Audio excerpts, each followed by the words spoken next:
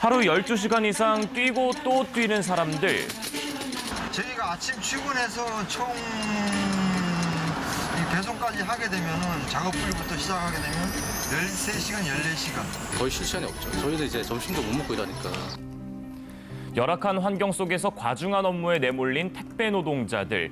올해 목숨을 잃은 집배원만 해도 벌써 12명인데요. 쓰러진 뒤 약 한 달 만에 결국 숨졌습니다. 택배 노동자들은 아직도 법의 보호를 받지 못한 채 일을 하고 있습니다. 올해로 택배 경력 14년 차 박대희 씨입니다. 일주일에 6일 하루 평균 13시간씩 택배를 배송하고 있는데요. 그런데 요즘에는 택배 일을 하는 게 예전보다 더 힘들어졌습니다. 하루 왜 그러세요? 배송을 하다가 방금처럼 무거운 짐을 들고 이제 계단을 내려가다가 엎어지면서 왼쪽 팔에 여기 팔꿈치가 이제 골절됐었거든요. 이렇게 오른쪽이 이렇게 붓고 왼쪽은 이렇게 아무리 당겨도 안 붙는 현재 상태예요. 작년 12월 배송을 하다가 넘어지면서 왼쪽 팔목이 골절되는 바람에 3개월 동안 일을 할 수 없었다고 합니다.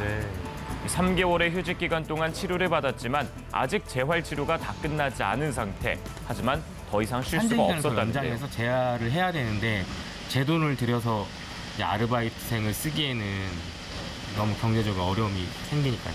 그럼 알바생들한테 얼마를 줬어요? 평균적으로 한 달에 한 300만 원 정도 그 이상을 줬던 것 같아요. 지금 한 3달 정도 했으니까 900에서 1000만 원 정도. 아파도 마음 놓고 쉴 수 없는 택배 노동자들의 현실.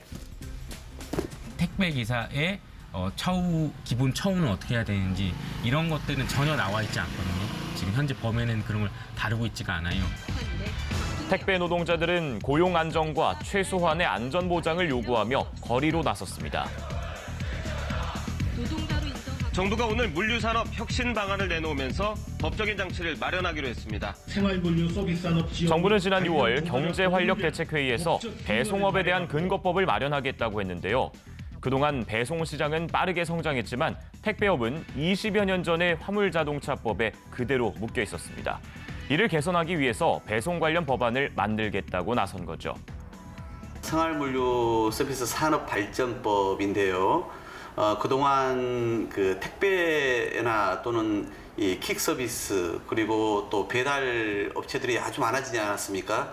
근데 이런 그 새롭게 성장하는 산업이나 거기에 종사하는 분들에 대한 법적 규정이 없었어요. 이들을 보호하기 위한 법안이 지난 8월 2일 국회에서 발의가 됐는데요.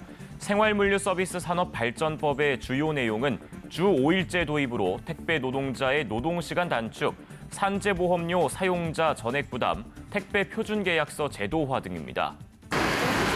새로운 법 제정을 택배 노동자 측에선 당연히 지지하고 있는데요.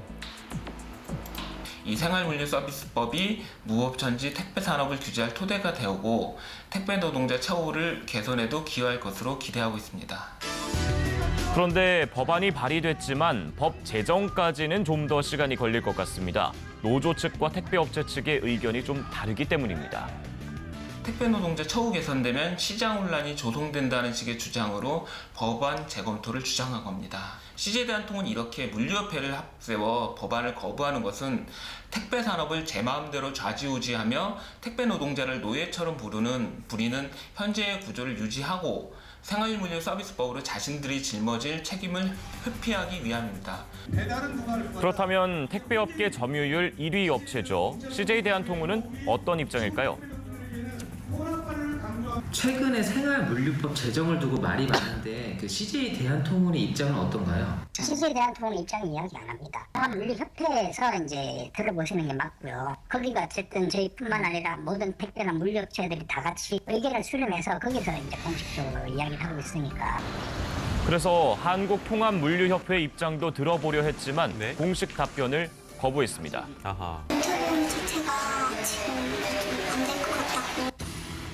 더 이상의 취재는 불가능했습니다.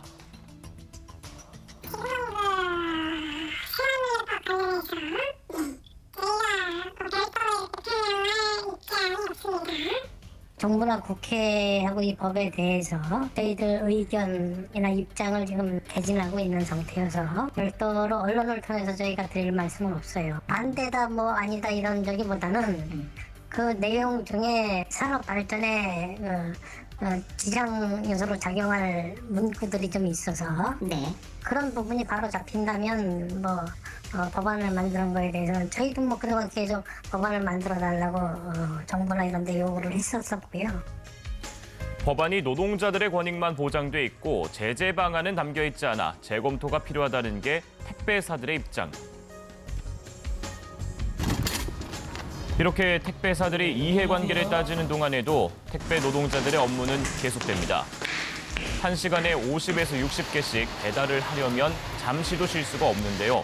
주 6일 근무에 하루 13시간 근무는 기본, 일주일 내내 일하는 날도 많다고 합니다. 하지만 늘 고용 불안에 시달리고 있다는데요.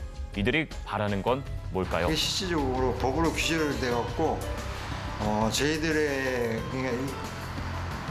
택배업을 하면 무조건 적용받을 수 있는 그런 법 자체가 개편이 되고 마련이 됐으면 하는 또 바람입니다. 산재범 관련해서. 그렇죠, 산재범. 과거처럼 그냥 부리는 사람들이라고 좀 생각하지 아니하고 함께 이 택배 산업을 이끌어가는 동료라는 생각을 해줬으면 좋겠어요. 택배 회사에서 당연하게. 그리고 또 고객분들 또한 택배가 본인들에게 고객분들에게 안전하게 배송되기까지의 과정에서 택배 기사들의 노력과 경주에 대해서 좀 더 응원을 많이 해주셨으면 좋겠고요. 클릭 한 번에 당일 배송까지 물류 천국 대한민국. 편리함의 이면에 열악한 노동 환경, 택배 노동자를 위한 법안 마련이 시급합니다.